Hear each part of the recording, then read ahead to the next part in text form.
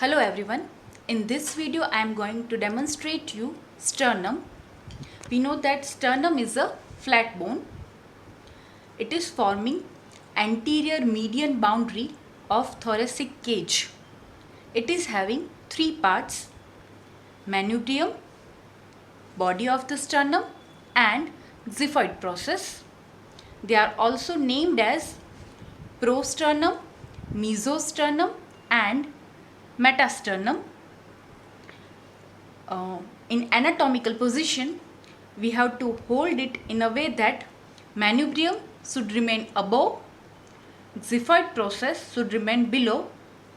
It is having anterior convexity. We can see in this view, it is having anterior convexity. Anterior surface is having transverse ridges, while posterior surface is comparatively smooth and no prominent transverse ridges are present on this surface. So we have to hold it like this. Clear? Now coming to detailed bony features and attachments. Here we can see this is the manubrium. It is quadrilateral.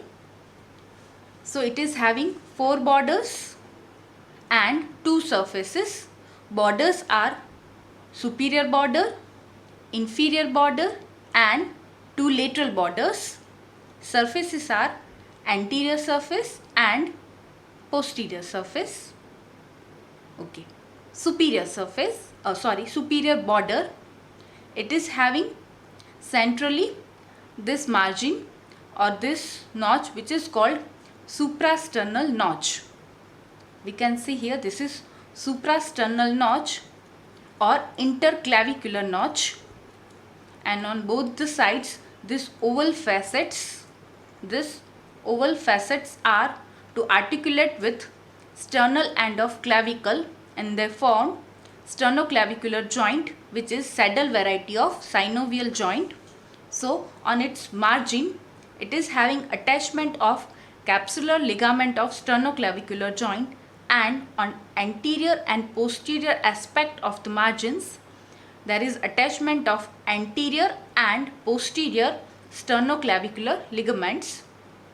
This is about this clavicular facets. Now coming to this interclavicular notch, which gets attachment of lower aspect of interclavicular ligament, plus on its anterior and posterior margin there is attachment of investing layer of deep cervical fascia. Here it splits and makes a space that is called space of Burns. Here this is about the superior border.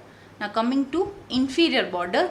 This inferior border, it forms an articular facet through which it articulates with the upper end of body of the sternum like this and forms manubriosternal joint, that is secondary cartilaginous joint.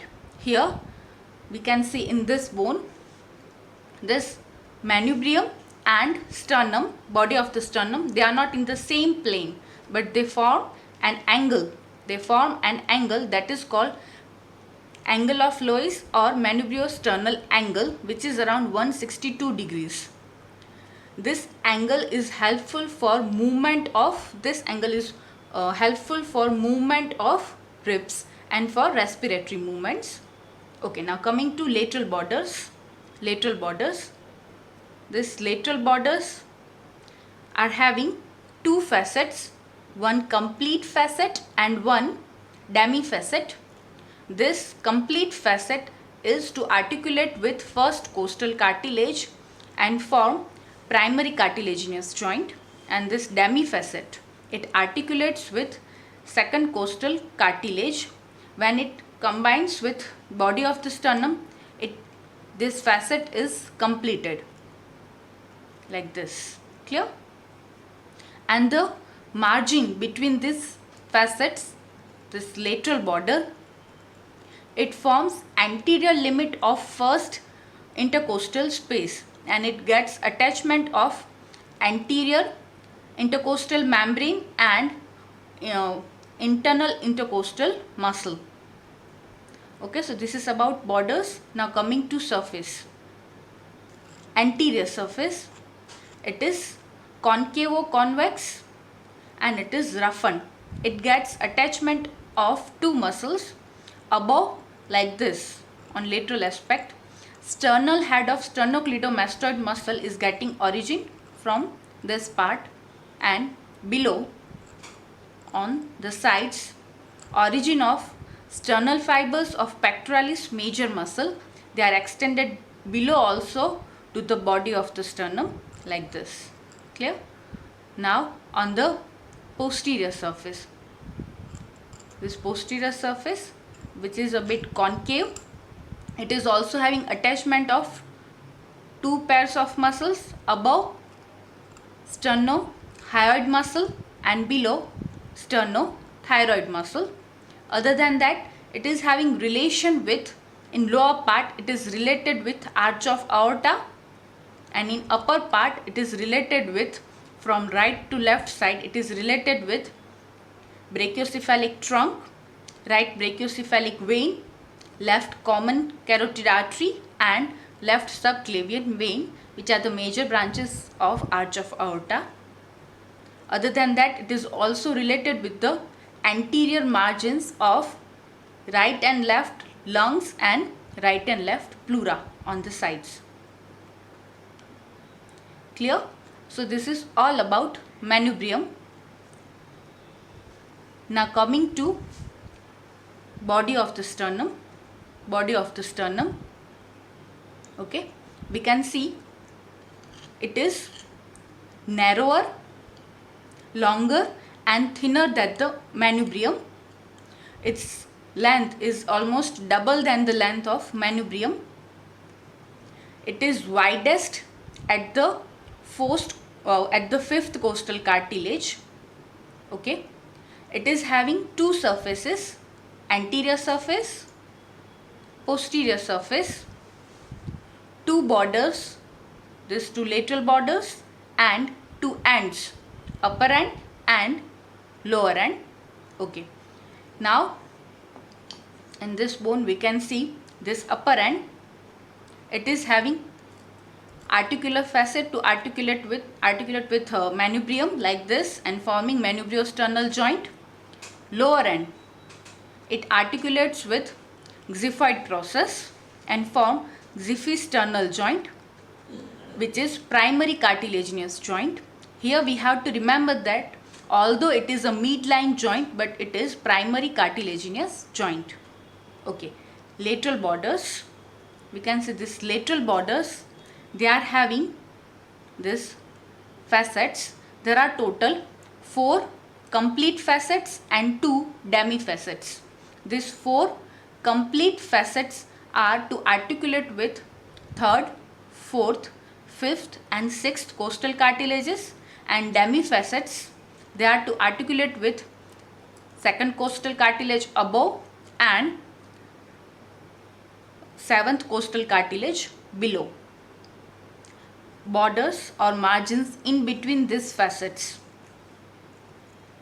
they are forming anterior limit of intercostal spaces, and they get attachment of anterior intercostal membrane and internal intercostal muscle. This costosternal joints are plain variety of synovial joint except the first costosternal joint, which is primary cartilaginous joint. Okay, this is about borders. Now coming to surfaces, anterior surface and posterior surface. Okay, in this bone we can see more clearly that this anterior surface is having 3 transverse ridges.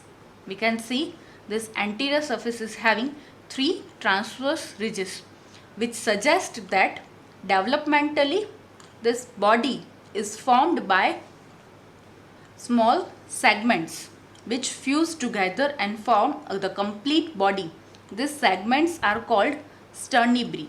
There are total 4 sternibri which fuse together and form the complete body of the sternum. attachments on the anterior surface. So extension of sternal fibers of pectoralis major muscle on this lateral aspect like this over here, and the middle part is only covered by periosteum, superficial fascia and skin. It is having no muscular attachments.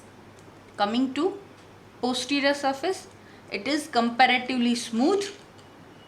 Transverse ridges are not so prominent like on the anterior border. Relations of this posterior surface, so on both the sides, it is related with the anterior border of right and left lungs and right and left pleura, but on the left side only upper two segments are related with the lungs and pleura, while lower two segments are related with the perichondrium.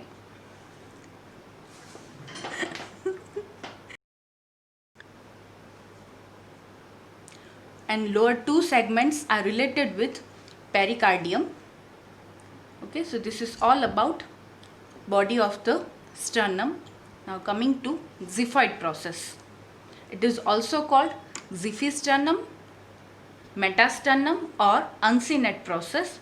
It is having variable in shape and size. Sometimes it is pointed, sometimes it is bifid, sometimes it is curved or anteriorly pointed, sometimes there is a foramen in this xiphoid process. So it is having so many varieties.